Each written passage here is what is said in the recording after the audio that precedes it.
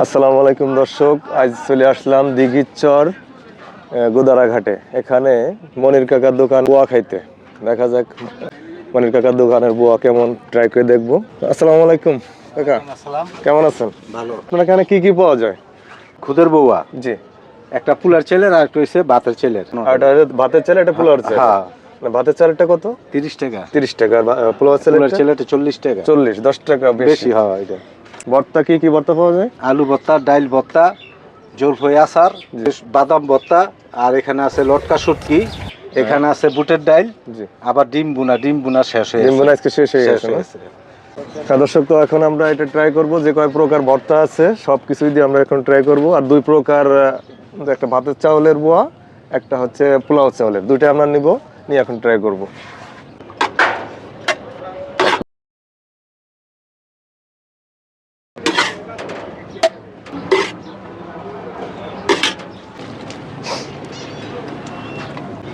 তো এই যে ফাইনালি খাবারটা নিয়ে নিচ্ছি, দেখেন কতগুলো ভর্তা দিচ্ছে। আর এটা কি ভাতের চাউলেরটা? তো তো 30 টাকা হিসাবে কিন্তু যথেষ্ট পরিমাণ দিচ্ছে, দেখেন। আচ্ছা, মোটামুটি অনেকই ভালো, অনেক ভালো।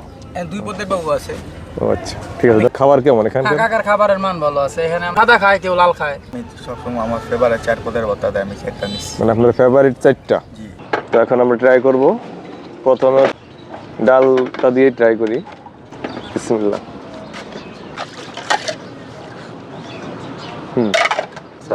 এখন ট্রাই করবো জলপাই আচার দিয়ে। তো এখানে মেন আকর্ষণ হচ্ছে 5-6 প্রকার ভর্তা পাওয়া যায়। এটা হচ্ছে আপনার আলু ভর্তা। প্রত্যেকটার ভিতরে আলাদা আলাদা স্বাদ আছে, মানে কোনোটাই আমার কাছে খারাপ লাগে নাই, সবগুলো একদম পারফেক্ট আছে।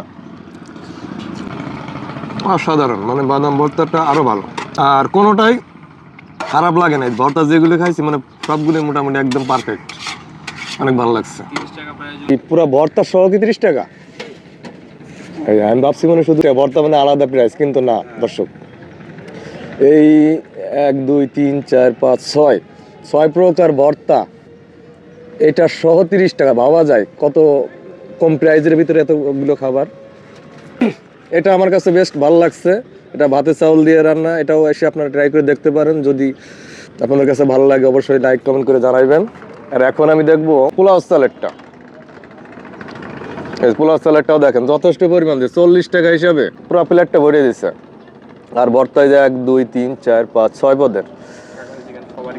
সবারই কি পরিমাণ দেন নাকি? না, সবারই এই পরিমাণ হই দেই খাবার। মানে কারো আবার কম দেন না তো? আমরা ভিডিও করতে আসছি দেখে যে একটু বেশি দিছেন, এরকম তো না। আবার ফিরে চাইতেছে 10 টাকা লইলে আবার নতুন কইরা দেই। হ্যাঁ, এটাই বলছি আর কি, যদি মানে অন্য কেউ আমাদের ভিডিও দেখে খাইতে আসে তখন আবার একটু কম দিয়ে না, মানে যা দিছেন এই পরিমাণ। এইতে বেশি আবার কেউ চাইলে আবার অন্য এক। হ্যাঁ, মানে পরিমাণ যেন এরকম ঠিক থাকে। বিসমিল্লাহ।